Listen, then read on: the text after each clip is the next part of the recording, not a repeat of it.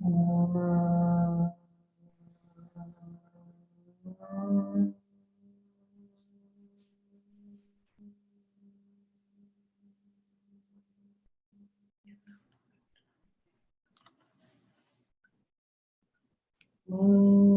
सहना भवतु सहनौ भुनक्तु सह वीर्यं कर्वावहै तेजस्विनावधीतमस्तु मा विद्विषावहै।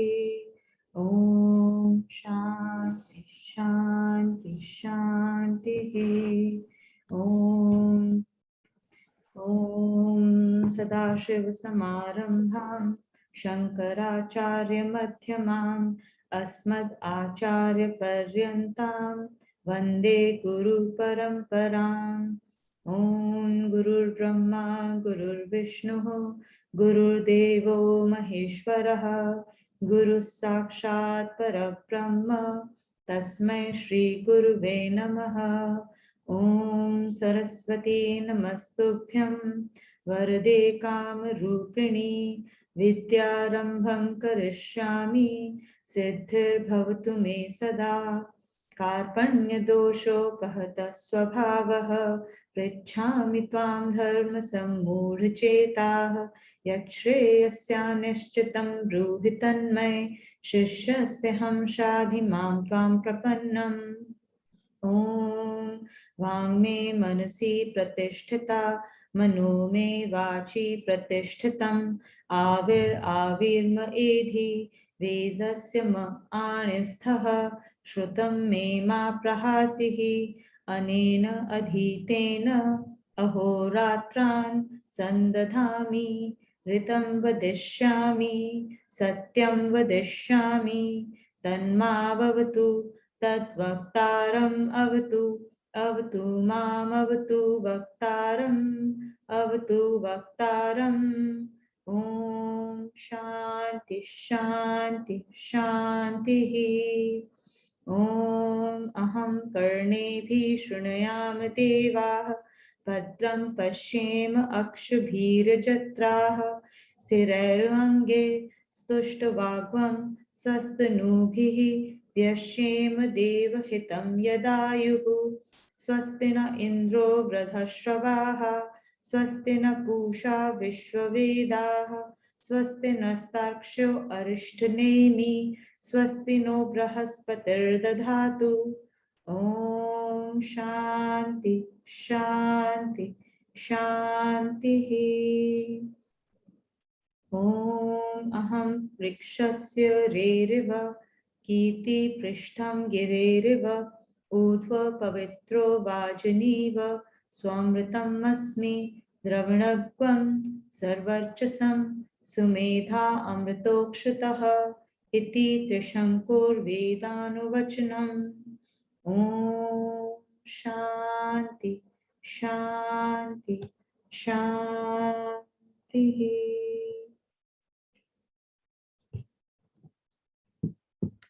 Welcome everyone. So we'll start with chanting shlokas 1 to 12, and we're scheduled to revise shlok 13 today. So let's start.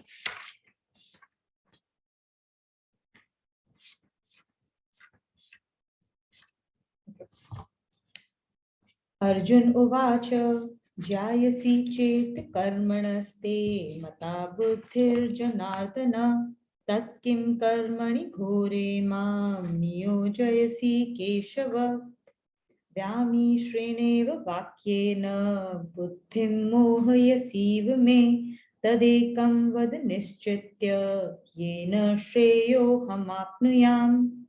श्रीभगवानुवाच लोके अस्मिन् द्विविधा निष्ठा पुरा प्रोक्ता मया नघ ज्ञानयोगेन सांख्यानां कर्मयोगेन योगिनाम् न कर्मणां नारम्भात् नैष्कर्म्यं पुरुषोऽश्नुते न च सन्न्यसनादेव सिद्धिं समधिगच्छति न हि कश्चित् क्षणमपि जातु तिष्ठत्य कर्मकृत् कार्यते ह्यवशः कर्म सर्व प्रकृतिर्जैर्गुणैः कर्मेन्द्रियाणि संयम्य य आस्ते मनसा स्मरन् इन्द्रियार्थान् विमूढात्मा मिथ्याचार स उच्यते यस्त्वेन्द्रियाणि मनसा नियम्यारभते अर्जुन कर्मेन्द्रिय कर्मयोगम् कर्मेन्द्रिये कर्मयोगम् असक्त स विशिष्यते. The moment you stop thinking about what you're doing and something else comes in, that's the moment that you kind of make that mistake. So what was going on in my mind was I wanted to remind everyone, which I should have done in the beginning, is that so when I'm reading these shlokas, everyone should be reading them alongside, right? So because it will help improve our ucharan and will help us revise the shlokas. So that's the purpose why we are doing this. So please just don't listen to it. Be actively, chanting this alongside. So I was thinking about that and I made that mistake of Ucharan. Okay. So we'll go to Shlok 8 now. Niyatam kuru karmatvam kanjyayo karmanah sharir yatra pichate na prasiddhyed karmanah yajnathat karmano anyatra lokoyam karma bandhanah tadartham karma kaunteya mukta sanga samachara sahayagya prachasrishtva purovacha prajapatihi अनेन प्रसविश्वध्वम् एषो अस्त्विष्ट कामधुक् देवयान् भावयतानेन ते देवा भावयन्तु वः परस्परं भावयन्तः श्रेयकरं वाप्स्यथ इष्टान् भोगान् हि वो देवा दास्यन्ते यज्ञभाविताः तैर्दत्तान् प्रदायेभ्यो यो भुङ्क्ते तेन एव सः यज्ञशिष्टाशिनः सन्तो मुच्यन्ते सर्वकिल्बिषे भुञ्जते ते त्वघं पापा ये पचन्त्यात्मकारणात्. So we'll revise Shlok 14. So we had done actually 1 to 13, not 1 to 12, like I said in the beginning. So we've chanted till Shlok 13. So now we'll revise Shloka 14. अन्नाद् भवन्ति भूतानि पर्जन्यात् पर्जन्यादन्न संभवः यज्ञाद् भवति पर्जन्यो यज्ञ कर्म समुद्भवः अन्नाद् भवन्ति भूतानि पर्जन्यादन्न संभवः यज्ञाद् भवति पर्जन्यो यज्ञ कर्म samudbhava. It's obvious that I also need to revise Shlok 14. So I'll be doing that work alongside all of you. Okay, so we closed chapter 3 in last class. In that last class, in the entire chapter, there has been a lot of emphasis on bondages that get created, that create the cycle. And we have also been talking about how to get freedom from that, right? Now, freedom is a word that we hear everywhere in our lives, right? Today we have Independence Day, so India's Freedom Day. We have just had Happy Birthday Singapore, right?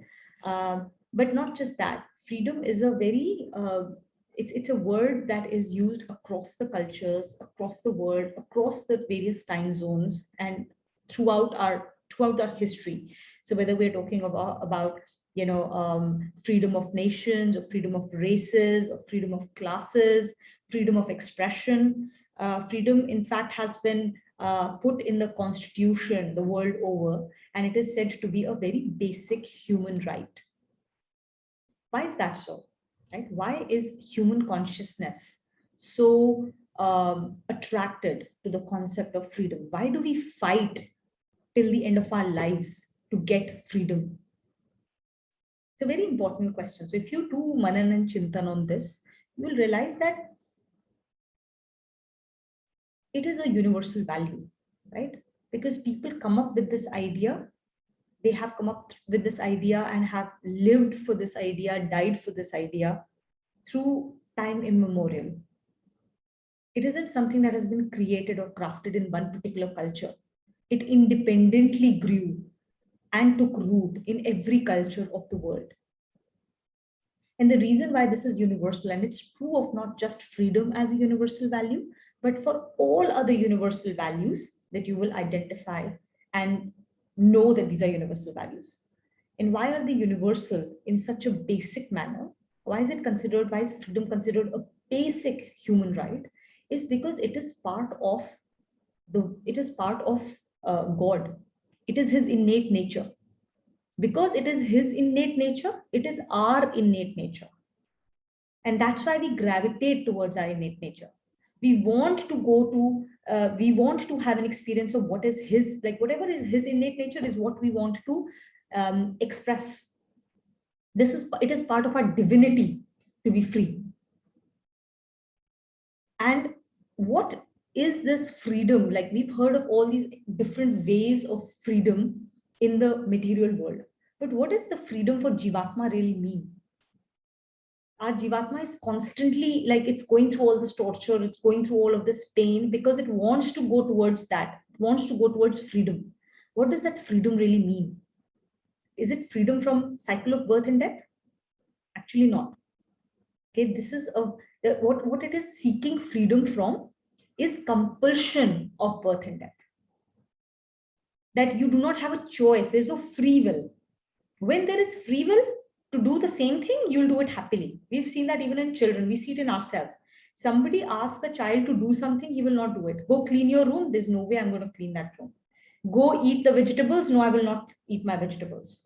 But if you tell a child and explain it so that he owns that idea and he likes to do it of his own free will, he'll do it very happily, right? And that's how all of us are. We want to do things not out of compulsion, but out of our free will. Again, this is a very innate nature of God. God is the freedom is who he is. Free will is him, his expression. And that is why we are so gravitated towards that. So Jivatma wants that freedom from compulsion of birth and death. Highly realized souls often take birth and go through all of this rigmarole, but out of their own free will. Their Jivatma is then, at peace with the decision that has been taken. And they do it to help the world. And that's where we want to go towards.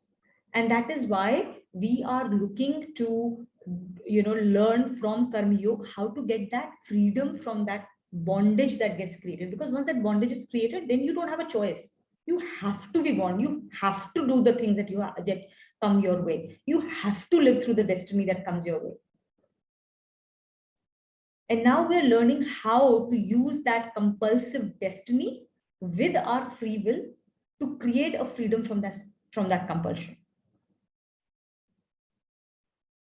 I thought it was very pertinent before we close chapter 13, and it's no coincidence that today is the Independence Day and that we are talking about freedom. We were talking about it to Vedant, and that's when I did a lot of Manan Chintan and I realized, oh, this is something that I definitely want to share before we start chapter 4.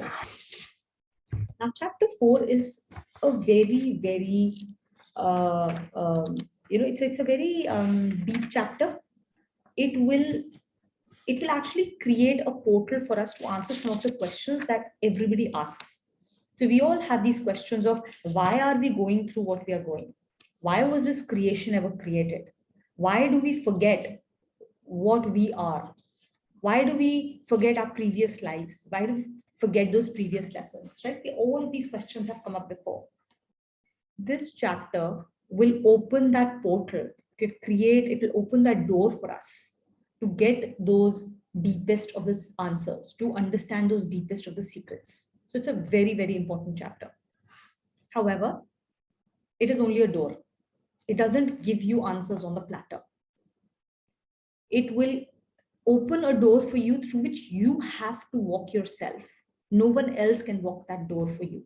You have to walk, and once you walk through that door, you will realize there are lots and lots of paths.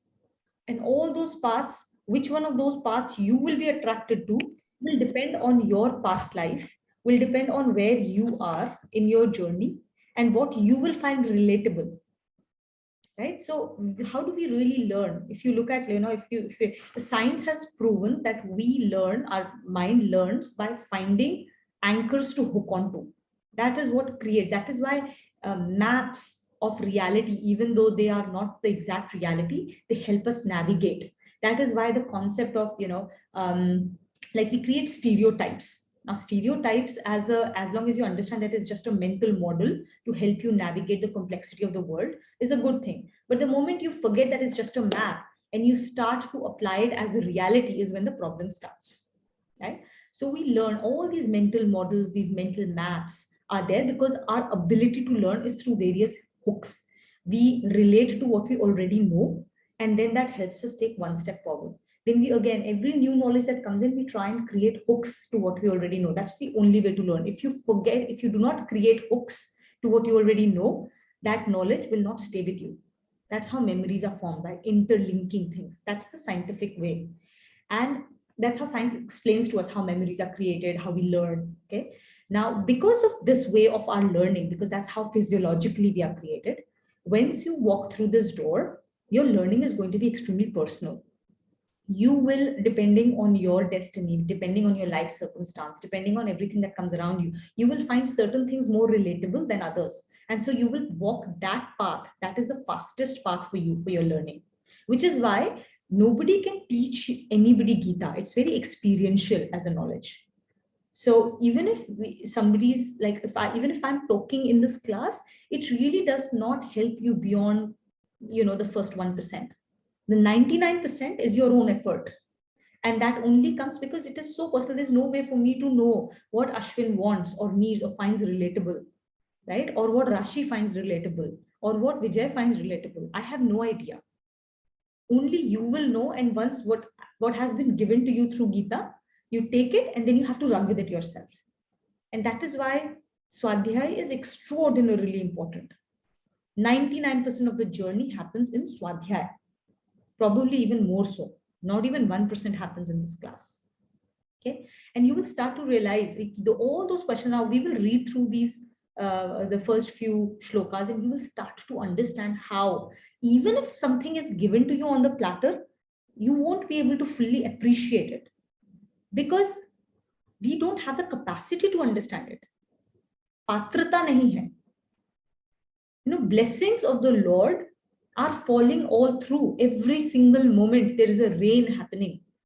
Depends on our, the vessel that we are carrying, how much of that rainwater we are able to carry back home. So Swadhyay, reading, Nam Jap, all of these, every time we are doing Manan Chintan, we are doing practice of Gita in our daily lives. That is increasing our patrata to receive his blessings, to learn the secrets.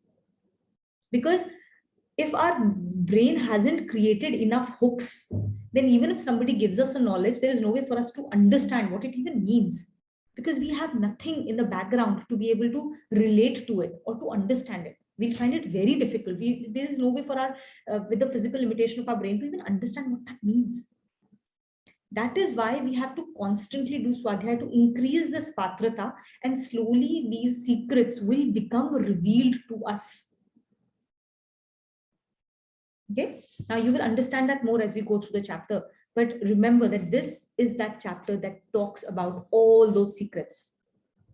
And it will talk about why was Lord incarnated in the first place and how he was incarnated. What is the lineage? All those secrets will get revealed to us. But trust me, in this first reading, it will not become as apparent. As you will go through this again and again, and as you practice this more, when you reread it after a lot of practice, you will understand this a little bit more. It's like layers and layers and layers of onion, right? And the amount we understand and absorb will depend on our own studentship. Okay, so with that, we'll start reading. Vijay, will you start with the chapter? And before we start, we'll always, start with like this, like the first chapter. This chapter we'll start with Om Shri Paramatmane Namaha Atha Chaturtho Adhyayah. Okay, now we can start. Vijay, will you read the introduction for us, please? Jnana Karma Sannyasa Yoga, the yoga of culmination of action in true perception. Introduction. In this chapter, Lord has unfolded the mystery of his incarnation. The insight into mystery is supreme knowledge of divine or true perception. This perception is attainable easily through the Jnana Yoga or Karma Yoga. In Karma Yoga, the actions performed with devotion, dedication to the Lord play a pivotal role. But in Jnana Yoga, is based on conviction of existence of one and only one entity. In this chapter, the usefulness of these two yogas has been explained with a view of unfolding mystery, his incarnation. This is why chapter is named as Jnana Karma Sannyasa Yoga, or the yoga of culmination of action in true perception. Yeah. Connection. So, Connect? I think we get that for the next person. So,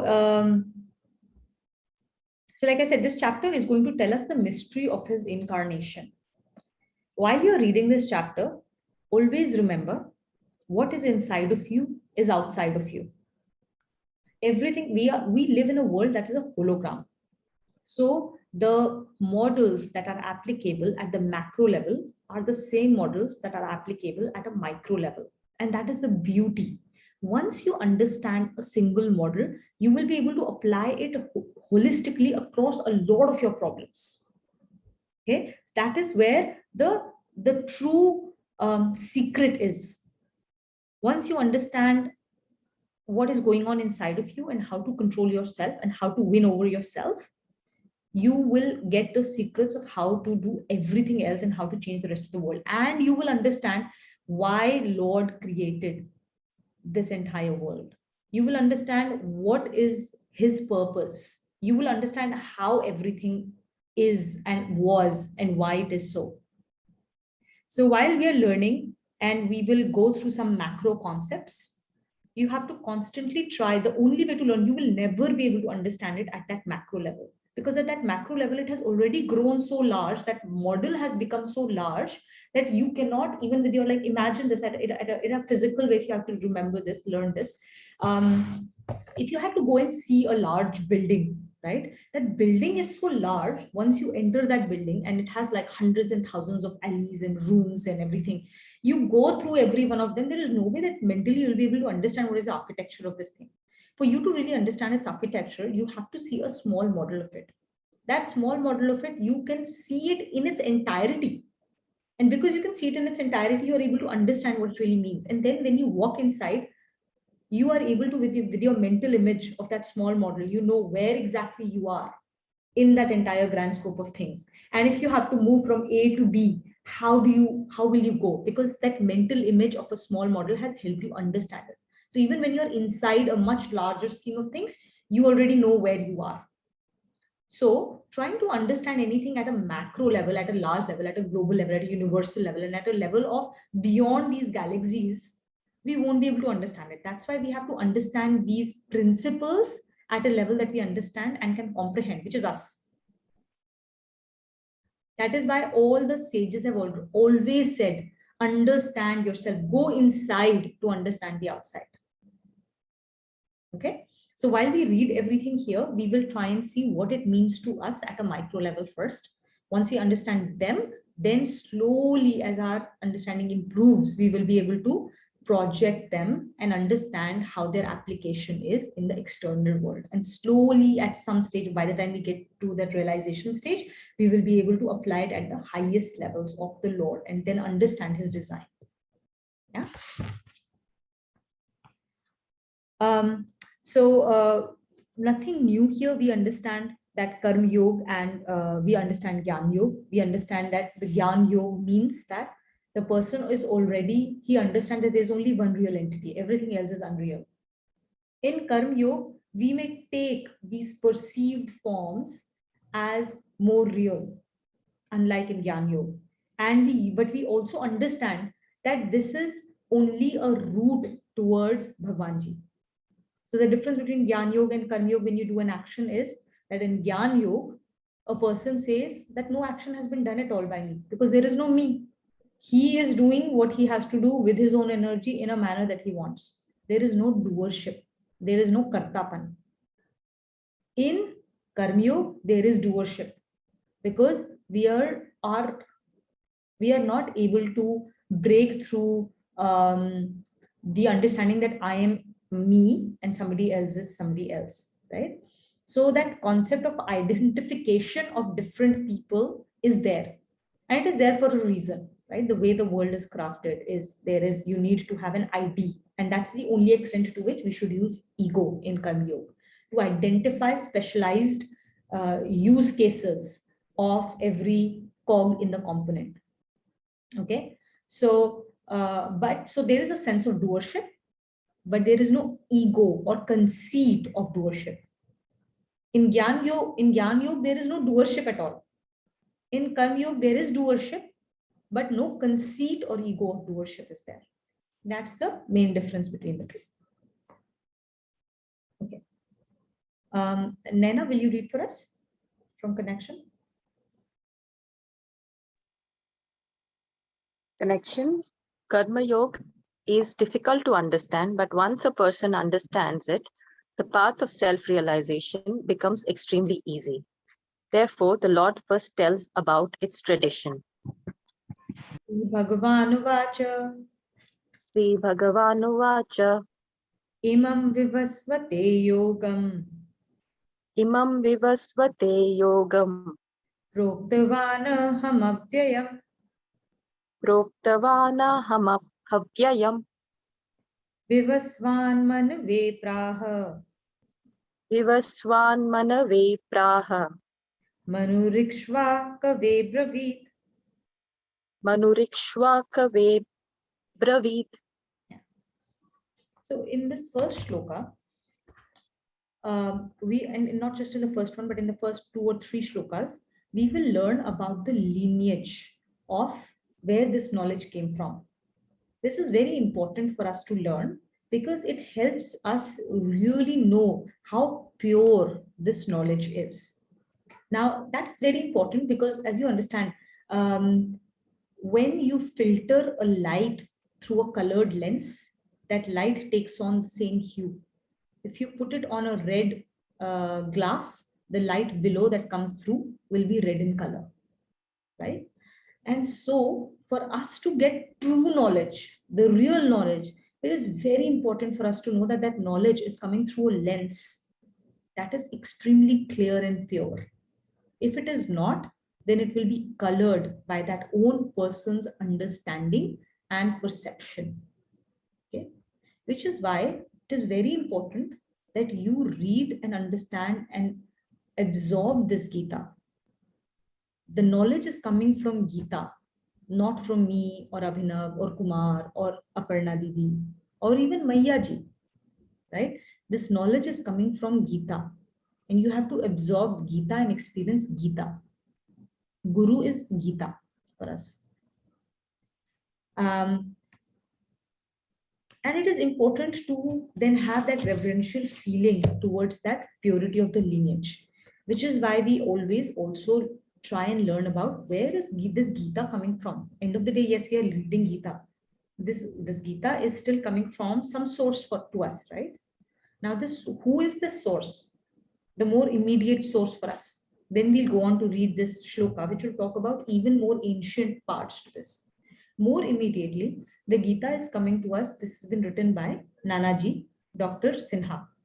Now, where did this come from him? He had been given this task for him to write this. And as you can see from the way it is written, how pure or enlightened that soul is to be able to, convey the message and understanding to us in a way that we can understand. And where did this come from?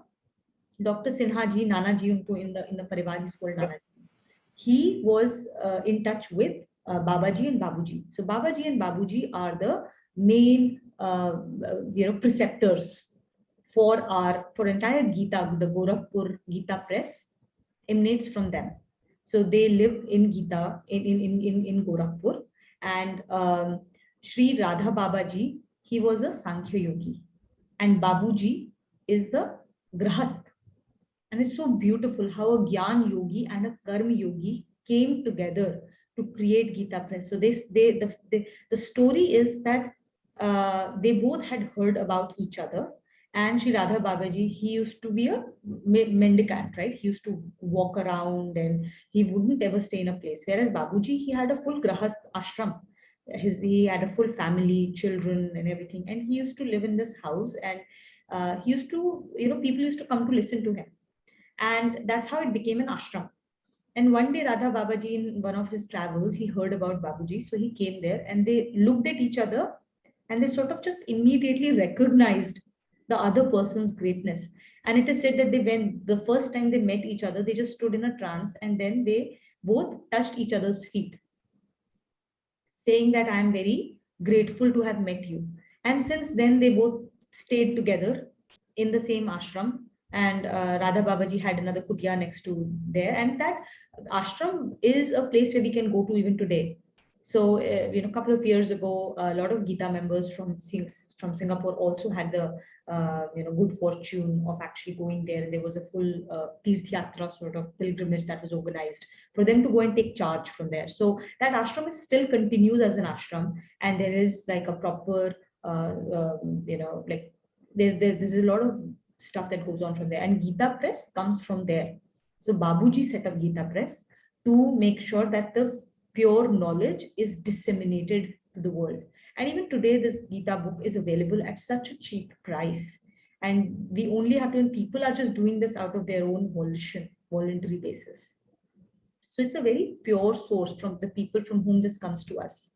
And then there is, so Nanaji is there. Nanaji used to be a IAS officer. And he was, at one point of time, he went to hear him. And, that's how I will tell you the full story, because that was not the purpose with which I had started out this class. This just came out. So I think God wanted me to say this at this moment. I wasn't prepared to tell you the story here. But so Nanaji wrote this. I'll tell you more about Nanaji later. And then there is Maiyaji. She's also today, she's one of our, she's the one who gives direction to everything in the class. She's in Bangalore, and she used to actually stay in an ashram next to Babuji and Babaji's ashram as a child.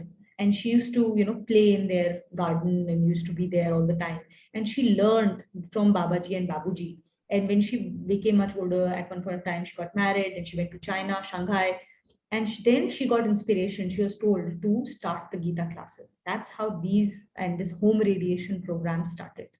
And as you know, this is only done in our own homes. You don't go out there. There's no prachar that happens or anything, right? So it's a home radiation program, which is meant to only bring consciousness in our own daily lives. So Maiyaji started the first of these classes in Shanghai.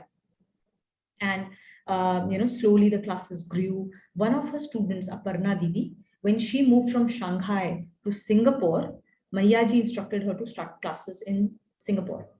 They had just moved in. So she had been already told that when you go to Singapore, you have to start these classes. And she's like, yeah, I'll start. And she came over. They got a house. The second day that she was there, Maiyaji called her up and said, have you started the classes? She's like, what?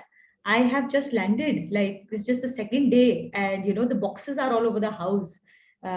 We've not even opened up. And I don't know anybody here. How will I start the class?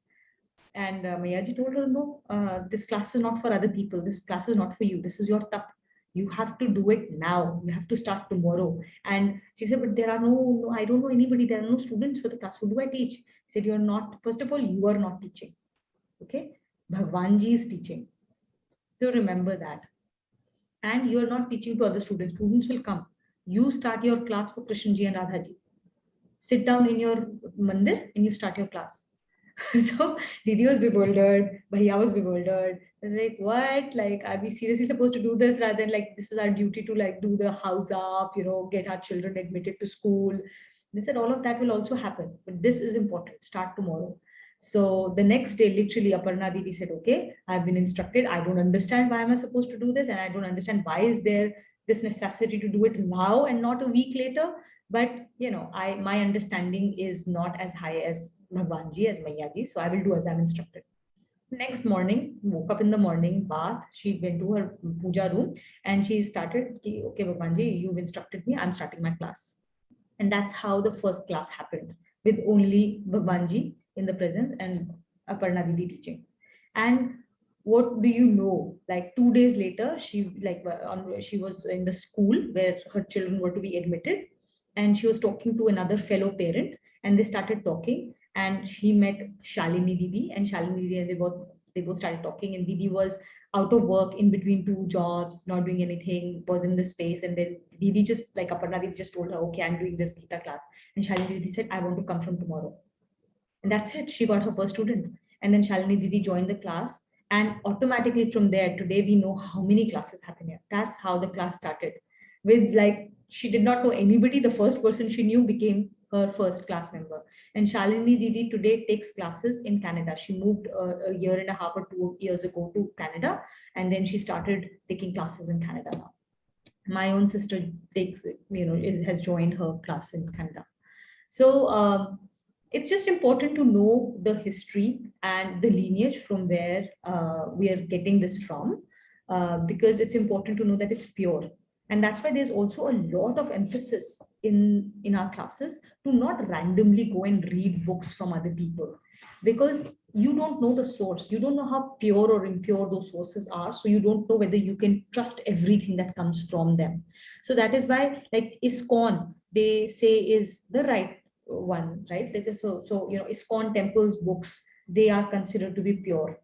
Now I'm not I'm not saying this from my own this thing. I'm just telling you what I've heard in the class. There are a few other saints that have been recognized as like these sources are authentic. So if you read their books, it's a good thing. But if you only have so much time, might as well use it to read or learn from people who we already know are authentic, rather than randomly picking up books and just reading them. Or if you're reading them, then know that they are just fiction, or you're just reading them for pleasure, and don't like recommend it to each other type of stuff. And I am telling you from my own experience that I used to read a lot of books before this, which were like based on some kind of mythology. I used to think they're quite cool. It's when I read Srimad Bhagavatam and I'm reading through it with my sister, I realized that a lot of these became inspiration for fictional stories. Some of which, by the way, when I read them, I thought them to be true. One of them being the story between the Nag Takshak and Parikshit, the king Parikshit. I used to think of the story that I read from one of the really good guys, Ramchandra Guha. I thought that was a very, like, he's very well known, celebrated writer, very well enlightened. And I thought that was a very true story until I read Srimad Bhagavatam and I realized how far from the truth that story is, and how creatively, like, it's just a creative fiction, what that book was. So, so let's be very conscious of the sources from which we take knowledge from to live our life by. Sorry for the long. The word meanings. The word meanings. Imam, is this knowledge of Karma Yoga. Vivasvate is Vivasvat ko. Vivasvat is the son of Surya god, Vivasvan. So to Vivasvat. Yogam is Yog ko. Prokta, kaha tha, had said. Aham, maine. Avyayam, avinashi, indestructible. Vivasvan, Surya Lord, Vivasvan ne, Manve, Manu ko, to Manu, pra, kaha, said. Manu ne, Manu said this to Ikshvaku. Abravi is kaha, said. So we'll read the meanings, the italics. The Lord said, I imparted this imperishable yoga to Vishwasvan. Vishwasvan taught this to Manu, and Manu transmitted it to Ikshvaku. Explanation of names occurring in the shloka. The name Vishwasvan in the shloka is generally used for sun. But the word sun does not only mean the orb which rises in the east and sets in the west every day. It connotes that divine power which emanates from the intensely effulgent entity of the Lord. and which lights up innumerable suns in the universe. In the Lord, the power of existence, the power of effulgence, and the power of bliss are all combined in one magnificent core of omnipotence. These powers are not distinct from each other, but are different aspects of one entity. The power of effulgence is the illuminating power, and it is that which lights up the innumerable suns in the universe in one glorious blaze of manifestation. On a micro level, we can visualize the sun, which is the center of the solar system, as a provider of light and energy for all the activities of the world. But the sun itself remains unattached to all these activities or their outcome. Even though all activities are done with the energy provided by the sun, it does not impel or involve itself in any activity. Besides, the sunshine benefits everyone, irrespective of whether one is a worshipper of the sun or its detractor. Thus, ever busy with the performance of its duty, the sun is an example of a splendid karma yogi to the people of the world. Yeah. So Continue. I'll do a little explanation here. So sun is another example of how we relate to things, right? Whenever we say sun, it is something that is visual, and so it is easy for us to see it, to relate to it, and understand it. That is why sun has been used throughout, so far these chapters, to understand what a karma yogi really looks like. And sun is also considered sun god in almost all ancient cultures of the world. We all pray to sun god, right? But we have to understand that when we pray to sun god, we do pray to sun as an orb, but really we are not really praying to just sun as a sun god. We are praying to the energies that create sun for what it is. So the energy that has created this sun and millions of other sun, this sun is a manifestation of a part of that energy. So imagine how effulgent that entity must be. We are praying to that. Similarly, when we pray to deities in our homes or in temples, these deities are just ways for us to focus on, to focus our energies on, to concentrate on, to do mananan chintan on. Because human form is what we most relate to. That is why, but doesn't mean that God is actually in the form of these human beings, the way we decorate them, the way we show them in our own picturization. End of the day, these are all our own imaginations, right? Because this is how our mind relates to them. And it is okay. There's nothing wrong with it as long as we know that this is just a means to an end, right? These are all means for us to focus, for us to get our energies together. So we have to use within our means, everything has been given. As long as we use those means towards that larger end and we understand these things, then we are fine. So sun god that we are talking of here is that effulgent entity beyond the sun that we see out here. So Vivaswan is actually the power of knowledge. So sun god, when we say sun god, it is basically the power of Gyan, the Jyoti of knowledge. Okay. And what does it mean in us? It means the intellect that is connected to Lord. So Lord gave this power, this knowledge to sun. And whose sun? Sun is our intellect. So Lord talks to the intellect. So intellect should always be turned towards the Lord. Then is Manu. So Vivaswan gave this knowledge to Manu. Manu is the power to do Manan Chintan, the power to contemplate, the power to worship. It's a very uniquely human characteristic to worship and to contemplate. So Man takes its knowledge from intellect. And then Manu gave this knowledge to Ikshvaku. Ikshvaku is basically Ichha Shakti, willpower. So Manu then directs your willpower to do the right action. So this is the source of knowledge. Lord telling this to intellect, your determinative faculty, which then tells it to the Man, which is our contemplative faculty, which then gives it to the willpower that resides in ego. And willpower is what allows us to rise beyond our destiny and our sanskars, to be able to create a freedom from the bondage of cycles of birth and death. So that is the source of knowledge. So this is at a micro level, you have to understand. This is what all these entities really mean at a micro level. Let's read. The heritage of Karma Yoga passed on from Vishwaswan to Manu.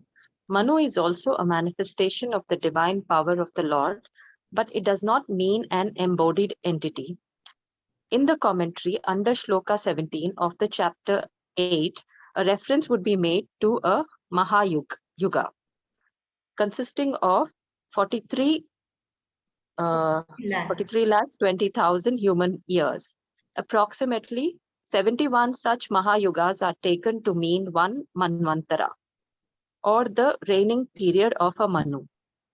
Thus, there are 14 Manus in 1,000 Mahayugas, which constitute one day of Brahma, the creator. Etymologically, the word Manu is derived from the Sanskrit root, which signifies the power of contemplation on one hand, and also that of inspiration of worship on the other. As such, Manu is an entity in which both these functions coexist. The Sanskrit word for man is also derived from the same root, as both these functions are distinctive features of a man, as against those of other animate beings. According to Vedantic philosophy, the Supreme Self is the source of all such characteristics on the macro level, and as such, Manu signifies a level of consciousness distinctively characterized by these attributes. The gross world, perceptible to the senses, is the result of the primal divine will to manifest himself as many. Though perceptible to the senses, the gross is totally bereft of real existence, as it is always changing and fading out.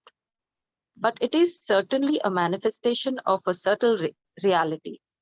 Thus, the Indian system of philosophy speaks of the gross as a perceptible appearance only and holds only that entity to be real, which is always existent. This principle goes against that system of thought where perceptible entities are taken to be real.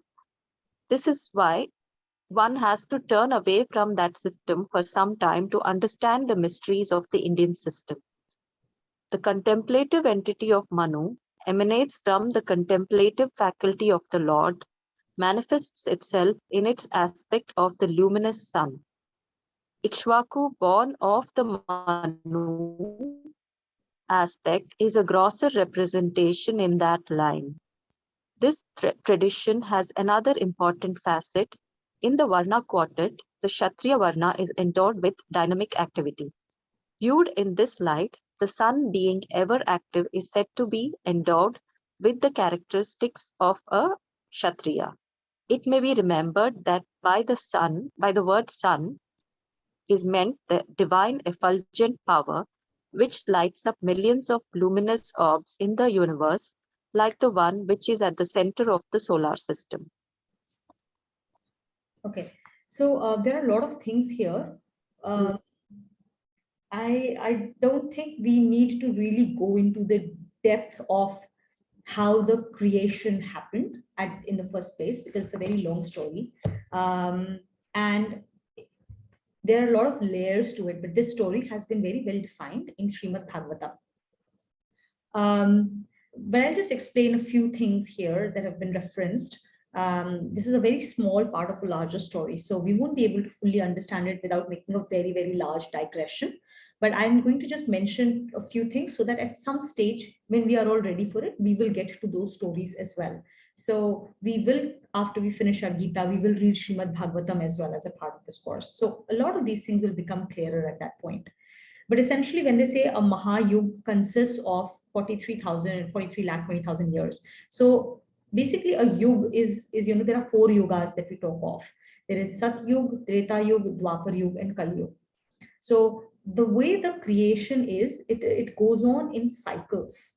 So we go from Satyug to Treta to Dwapar to Kali Yug, and then back from Kali Yug to Treta, to Dwapar, Treta, and then Satyug.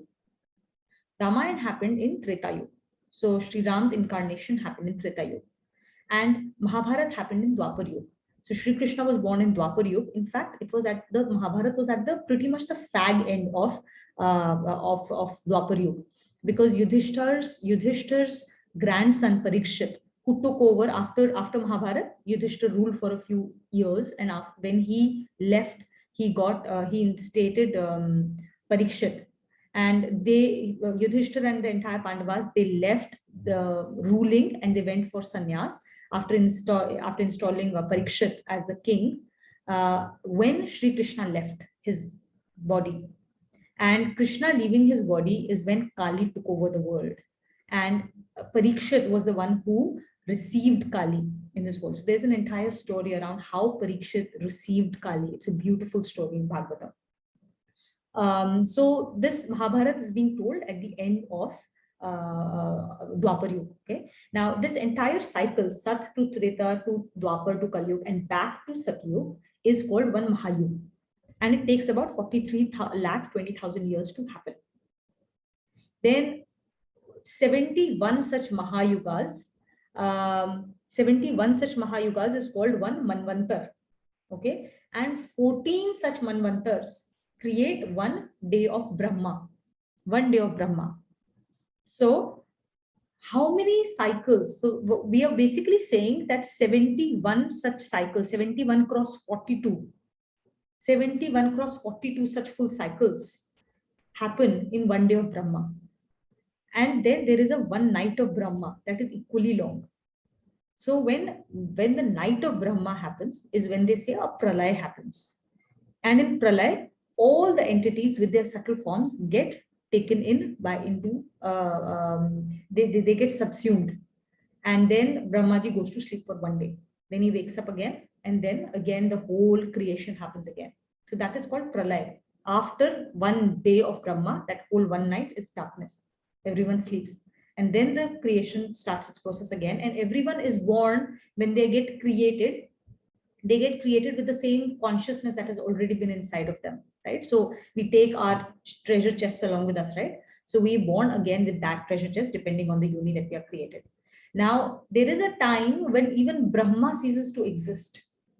When Brahma ceases to exist is when Mahapralay happens. That is the moment of complete destruction, even that of Brahma. And Brahma is subsumed by Garbhodakshayi Vishnu. And then the complete new cycle begins when Brahma is born from Garbhodakshayi Vishnu, and he finds his meaning of life. He tries to find, why is he born? What is the purpose of his life?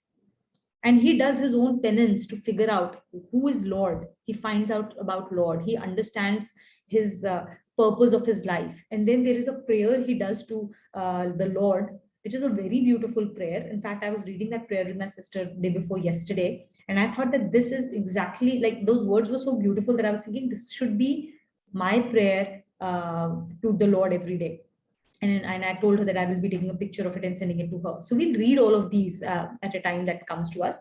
And that is the moment when the new creation happens. So it's all a cycle. It isn't as if like this thing hasn't happened before. All of this has happened before. Okay. We'll stop there for this story, but we will learn a lot more about it when the time is right. Okay. So we'll go on to the next one. Anupama, would you like to read?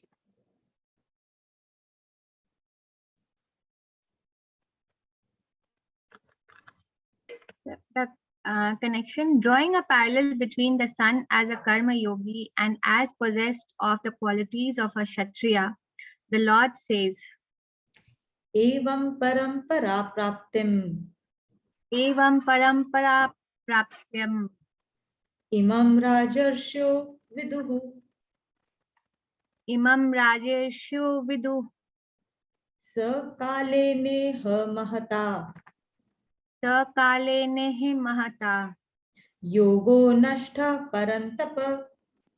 Yogo nashta param tapa. Evam is prakar se, like this.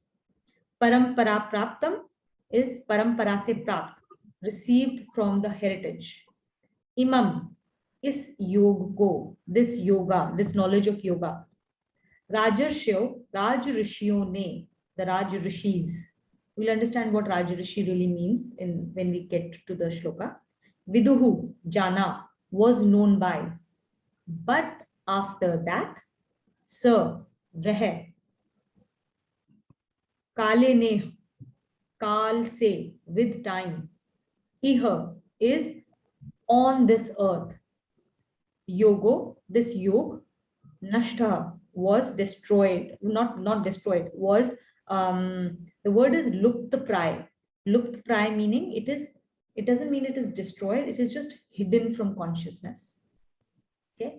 Parantapa is Arjuna's name. And again, there is a reason why he's calling Arjuna as Parantapa in this shloka. So Parantapa means somebody who has gone through extreme austerities. One who has gone through extreme set of tap, austerities. Okay, so that person is called Parantapa, because the whole line of creation and its knowledge only comes with a lot of tap. Lord Brahma had done 1,000 years of penance and austerities for him to see Lord and to understand his purpose before he even started creating this world. Okay, so this knowledge only comes through a lot of tap, austerities, and a lot of tap can not just mean austerity in terms of giving up food or water or stuff like that, but parantapa tap would be, for example, your swadhyaya is part of your tap. Okay, so let's read. Thus passed in regular succession by tradition, the heritage of Karma Yoga passed on from one Rajarshi to another. But by long lapse of time, this yoga passed into oblivion. O Parantapa, disappearance of Karma Yoga. Tradition has it that in the country, Karma Yoga had been widely practiced by Raj Rishis. This term is applied to those persons mainly belonging to the warrior class who realize the ultimate goal of life through Karma Yoga. The basis of Karma. Yeah. So we have heard about Rajarishis before. So in chapter 2, the first time we used the word Rajarishi, it was used for Raja Janak. And why was Raja Janak referred to? We had learned that time is because he was the epitome of someone who is involved in daily activities, fighting everyday daily battles, and doing it with the full knowledge of Karma Yoga. Right? He was the epitome such that even the Gyan Yogis used to come to him to ask answers to difficult problems, because he would know those answers as nobody else would. So who are those Raja Rishis? Raja Rishis are people who are doing things in a daily basis, who are fighting their daily battles. They are the Kshatriyas. Kshatriyas who have the dynamism to do everything, like sun.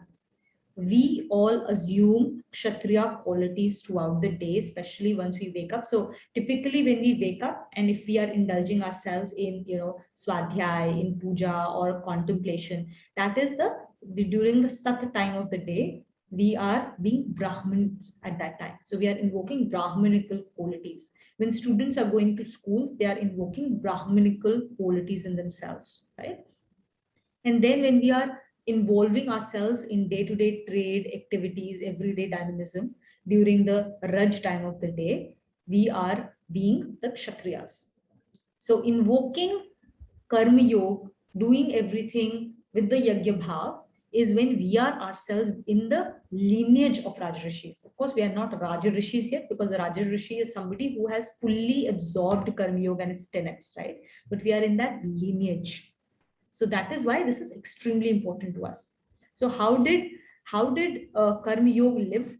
It lived in this world through practice by such lineage of Rajarishis. And then there were these epitomes who would constantly tell others, this is the epitome towards which you have to aspire to. in the times that we live, who are the Rajarishis, if you can think of? I can think of a few names like Mahatma Gandhi. He was one of the Rajarishis. If you see his life, or Nelson Mandela could be one such example. In more recent times, I would say I think Obama is a fairly enlightened soul, or even Ratan Tata, closer home.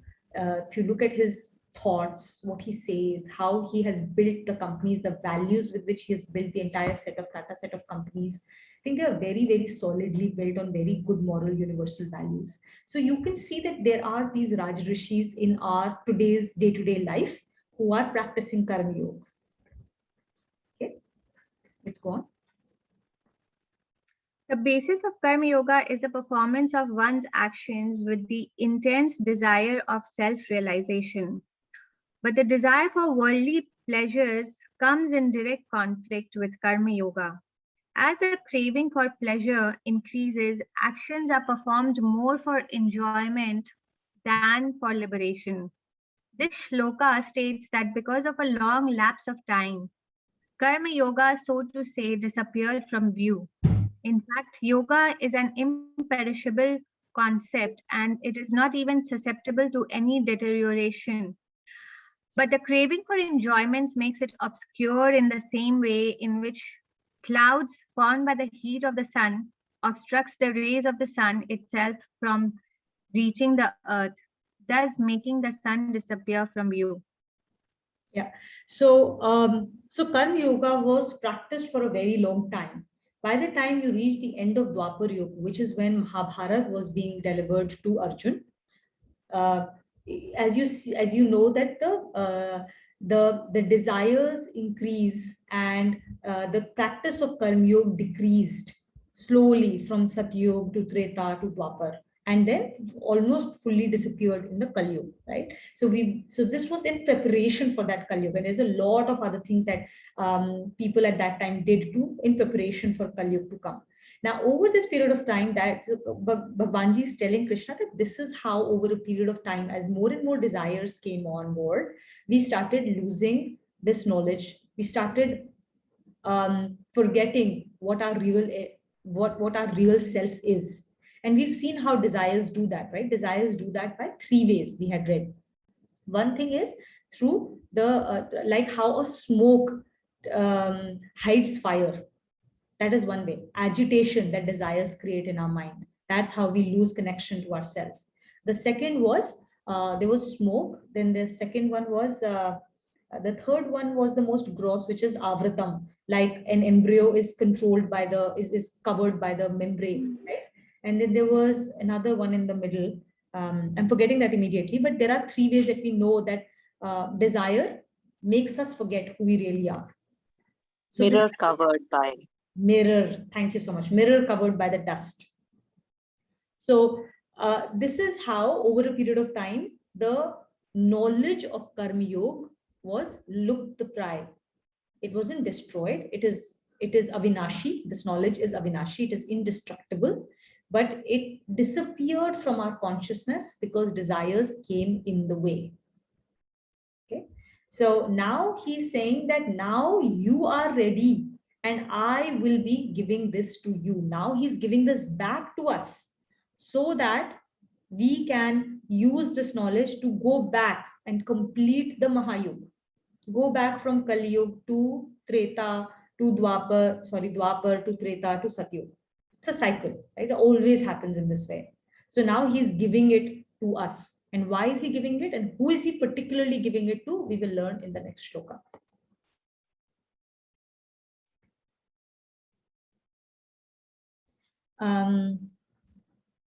Rituj, would you like to read, please?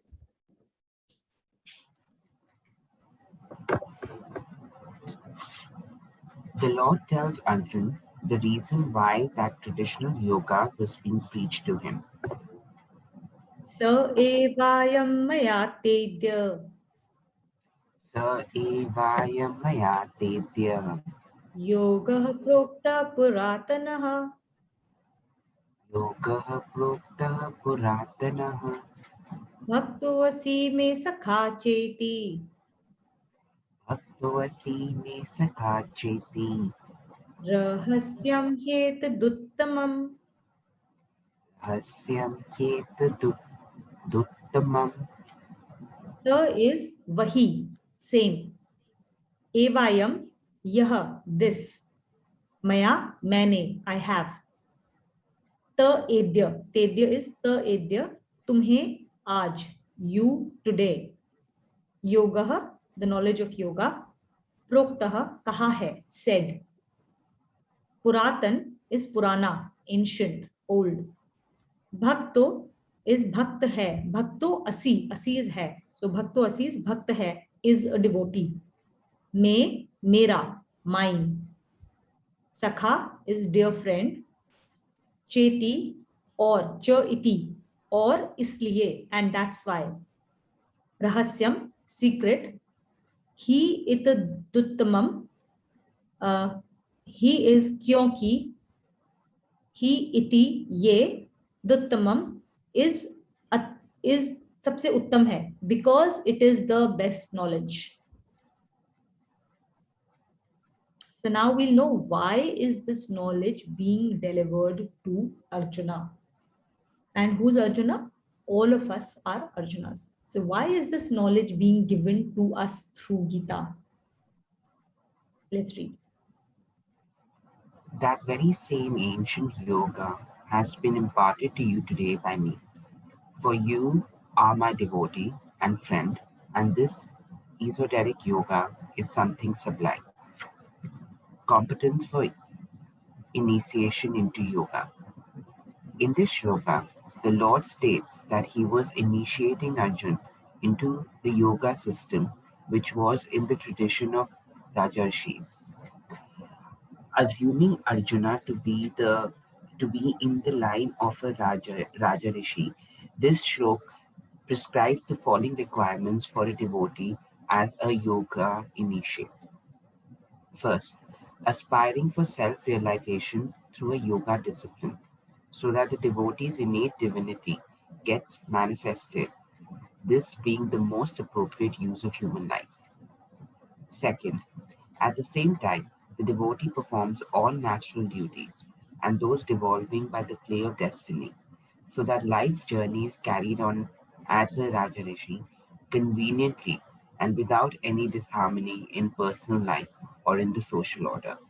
Yeah. For such a This one, it says that, Lord is assuming Arjuna to be in the line of Rajarishis.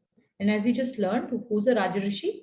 The one who is performing day-to-day activities like a Rajarishi. So you are doing all the battles of everyday life as a Karmi Yogi. You're not turning away from the world. Okay, Raja Janak was the head of a large kingdom. So imagine the number of problems he had to solve on a day-to-day basis. We are being assumed that you are in the line of Rajarishis. All of us are in the line of Rajarishis. That's how we should live our lives to be fit for this Gita. So there is already an assumption, which is an assumption that we are all Karma Yogis. So we're not Sankhya Yogis, we're not on that path. Okay, that's another this thing for anyone who at any point of time thinks that, like maybe Karma Yoga is not my line. Maybe I should go to a temple and just become a, like a Sankhya Yogi or something. But he says, no, that is not for you. Second thing he says is that, so you're going to be a Rajarishi. Now this Rajarishi should have the qualities of two different qualities. The first is the quality of a devotee. A devotee who is a devotee? Is that first that there should be an aspiration for self-realization. So God is very clear. I don't want a devotee who just sits around and does puja, part, and just sits there in the temple all day, right? The actions are not important. What those actions signify and what they do to us in practice is what is important. So what is important is that as long as these actions of Swadhyay, Namja, Puja Pat, whatever be the things that you do, ultimately you have to apply, do Nidhidhyasan, to apply and absorb these lessons in our daily life. If it is not making a change in our daily behavior pattern, then we are not a devotee. A devotee is not somebody who says, oh yes, I believe in Krishna, I believe in God. No, what does believe in him really means? Belief in him really means that you will accept what is being told to you and do what is being told to you. If you are not doing what is being told to you, then you're doing his apman. You're disrespecting him. If you don't know those things, then it is out of ignorance. All of that is, there is no, you don't accrue any sin for not doing things that you don't even know of. Now that you have Gita in your hand, now that you understand what is being expected of you, now that this knowledge has been imparted to you, it's a big responsibility. Because now if you're not practicing it and you're not making a full, wholehearted attempt to put this into practice, you're actually accruing sin. Maybe you were better off without the Gita in your hand. It's a responsibility. So he's saying that there is a very big requirement. The first is that of a devotee, which means that you have to aspire for self-realization. You have to apply all of this in your daily life. And while doing all of these things, you have to do all the duties that come as a natural duty to you. If you are a mother, a father, an employee, a son, a daughter, whatever be your work, in whatever station of life, in whatever circumstance you find yourself, and the duties that come out of it, you cannot shun them. Shunning them is not a quality of a devotee. Anupama, are you saying something? You're on mute. I think she's talking to someone else. So he's saying, one, Rajarishi, and you have to be a devotee. And devotee is really this, like actually taking these lessons, what he's telling you in your daily life. That is when you're really respecting Gita and you are actually, using it in your daily life. Keeping Gita in your temple, keeping it wrapped in like beautiful cloth and, putting flowers on it every day is not respect of Gita. It's actually disrespect if you are doing all of these things and then not absorbing its teachings in your daily life. The real respect is when you're really working hard on yourself and saying, okay, if it is saying this, what am I doing on this, on my daily life? What does it really mean? Am I using this? Am I doing something wrong? And then doing that nididhyasa. Okay. So that is what a devotee is going to be. Let's carry on. For such an initiate, this shlok carries a special assurance from the Lord. The reason for imparting the yoga to Arjun is that he was his devotee as well as his friend. The significance of these two words would be clear from the following. The word devotee carries the following three connotations. A devotee, A, chants the Lord's name and sings his glories. B, falls in the lot of the Lord. The individualized self is basically a part and parcel of the universal self, and as such, its natural lot lies with the Lord. But by ignorance, it throws its lot with the world. C is always devoted to the Lord and is never dissociated from him. In fact, the individualized self is never dissociated from him, but due to a misplaced sense of identification with the physical self, it considers itself to be dissociated from the Lord.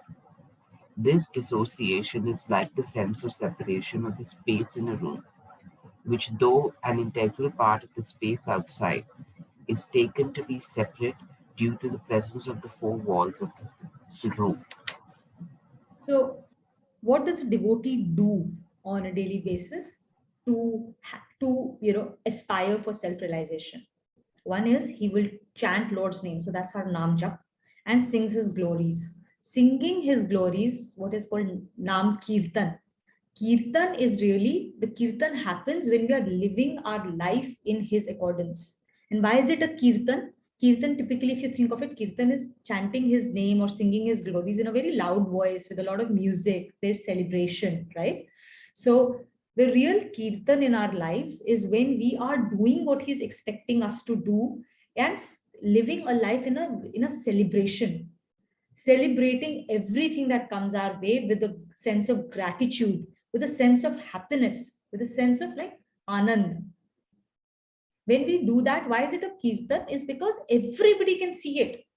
Everybody will know who you are being and how you're living your life. That divinity, the light is going to go out from you to everyone else. and it will create an impact in other people's lives in a very happy manner. And they will be attracted to you. They'll be attracted to the source of knowledge that you are tapping into. And then they will go on this path. So that is the real kirtan. Falling your lot with that of Lord, meaning that you are very acutely aware of what your real self is. You are not this body, you're not your role, you're not a title, you're not a certain position. You are the Jivatma. Realizing that at all points of time and acting in that accordance is throwing your lot with that of the Lord. And then is always devoted to Lord and is never dissociated from him is when you have brought the Lord outside of the mandir into your sansar. Instead of connecting to him in a mandir, instead of connecting with him in a certain space, in a certain way, I connect to Lord when I read Gita. I connect to Lord in a special mandir, home mandir, or like outside. I connect to Lord in the presence of certain types of individuals, right? Instead of that, you connect to Lord at all points of time. And how would you do that as a Rajrishi? Because you're supposed to continue to do your duties that come your way, right? It can only happen when you have taken Lord out of those specific circumstances and you bring him into your daily life, which means you see Lord in every relationship. You see Lord in your spouse, in your child, in your family, in every relationship that you have with your colleagues. And you see the Lord in every Lord's hand, in every paristhiti, in every circumstance, in every situation, in every event. When you can see his benediction in every event, activity, and you can see him in every single person, even your detractors, is when you have taken him out of the temples and brought him into your life. And that is the real purpose, because that is what a Rajrishi is. And we are all in the lineage of Rajrishis. So this is what we are expected to do as our consciousness cleanses more and more. The friendly closeness of the devotee with the Lord. The feeling of closeness of a devotee with the Lord has a unique importance. This closeness resembles the closeness which an intimate associate has with another, so much so that in spite of the distance separating them, they think alike. In this shlok, the Lord assures that to the individualized self, in the shape of Arjun, having a closeness and an identity with the universal self in the shape of the Lord, the secrets of the esoteric and sublime yoga would be imparted without any reservation. Now, this is telling us, like in case of Arjun, he said that you are a devotee and a sakha, a friend, right? This basically indicates a special bond that needs to be created with the Lord. Why is this important? Because as we discussed before in the class, we all have certain physical limitations and we all relate to things that we really know and understand. Okay. So we understand and we relate to people through relationships. And so it is easier for you to become associated and to learn from the Lord by creating a special relationship with him. Now, this relationship can take different forms. In the case of Arjuna, it was a form of a friend, a dear friend who will give him all advice.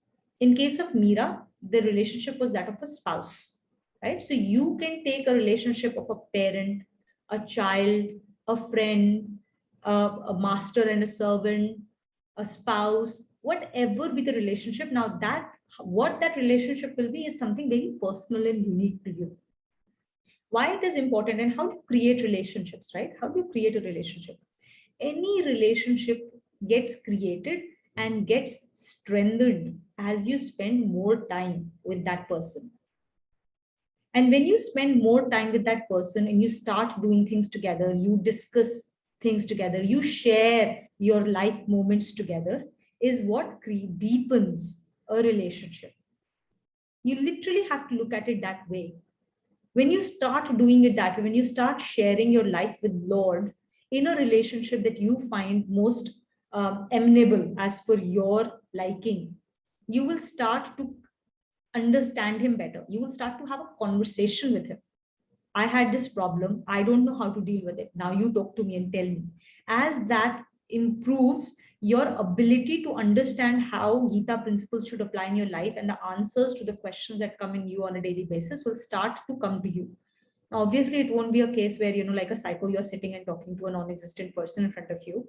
It is more like, you've created a good enough relationship where when you sit down and think, when you meditate upon your problems, the answers will just come to you in your own self. They just appear. You just know in your gut what is the right thing to do. And that gut will guide you. As your antakaran cleanses, you will be able to distinguish more and more clearly what comes from a deeper source of truth in you and what comes from a source of likes and dislikes. At this point of time, when we don't have that clarity, you're not always sure whether this is an impulsive feeling or whether it's the right thing to do. How do you know that? There are a lot of people ask that question. How do I know this is just not something I like or dislike, or that it's coming from a deeper source? That will become clearer as you do more and more Swadhyaya.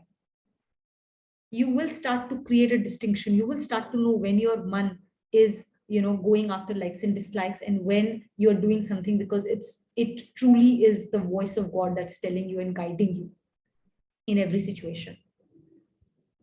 Okay. And so creating that special bond is very important. It can be very different for different people. Like there is one person in our Gita class, they had gone to US to visit a friend. And that friend in US had a very small doll, Krishna doll. And somehow the one of the guys who were there, he developed a strong liking towards that doll. It was doll of a Balkrishna, in the form of a Balkrishna. So he developed a liking, and then he said, can I have this doll? Can I take him with me? And that friend basically said, this is very special to us, and I'll give him to you only on one condition, that you will never leave him alone. Wherever you go, you will take him with you. And they accepted that condition, and they took Balkrishna with him, and they treat him like a baby. Like they take him everywhere. In the Gita satsangs that happen, the Balkrishna comes out and he sits next to them to participate in the satsangs. He goes to office, work, shopping, wherever he goes, he never leaves him alone. That Balkrishna is with him everywhere. And he says that he's like my child. And they take care of him like that. So it's a relationship, and that came naturally to him. He asked, I want to take this doll with me, right? So every relationship, what you want to create with him will be different, and it will start. You have to start somewhere, and you will know what it looks like. And as your relationship deepens, it will deepen as with any other relationship. You spend more time talking, sharing your life, asking questions, trying to understand what he wants from you. It will happen over a period of time, but the stronger it gets is one way for you to know. And these are again, crutches, because we are all karma yogis, bound by our physical world in which we relate. So we have to use what we have, the tools what we have, to get there, after which all these crutches will fall away. We won't need any of this, because we will be in constant communion with Lord. So at no point of time when you're using these means to an end, confuse them with an end in itself. Always remember they are means to an end. So even Nam Jap is a means to an end. Just doing that is not like, oh, I've achieved moksha, or that's it, I've already done what I'm supposed to. Or doing puja, if you're doing that, it's just a means to an end, which then has to reflect, everything has to reflect your divinity back in your daily relationships, your daily activities, your daily behavior pattern with people around you. That has to change. If it is not changing and you're not making a sincere effort towards changing it, then you're not absorbing Gita. Then you're not, like, कहते ग्रहण नहीं कर रहे हैं हम. Okay. 11:56. I think we'll stop here. In any case, shloka 4 and 5 are connected to each other. And very interesting questions, right? This is exactly what an Arjuna who's still trying to grapple with how the time works, how these cycles work, will ask. So we'll get to it in the next class. So we'll do the closing shlokas.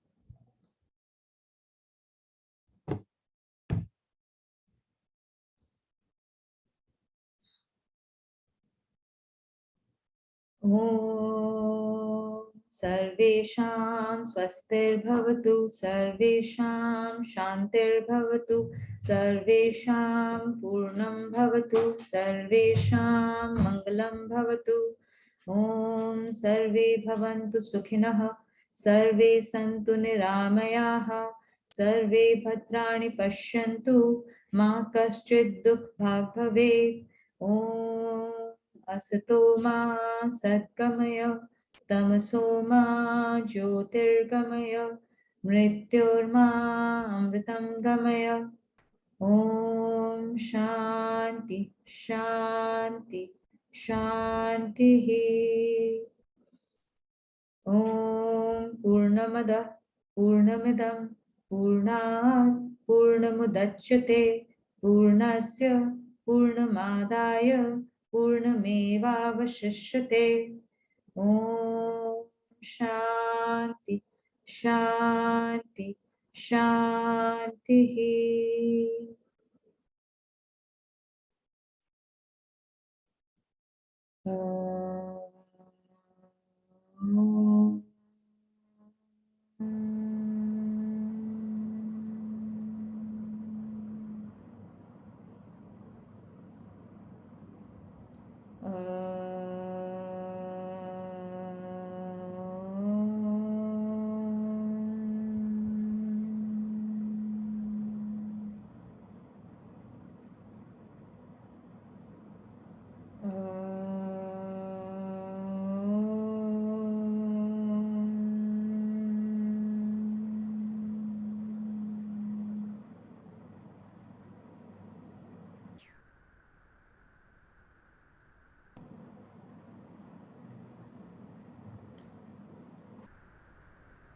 Thank you, everyone.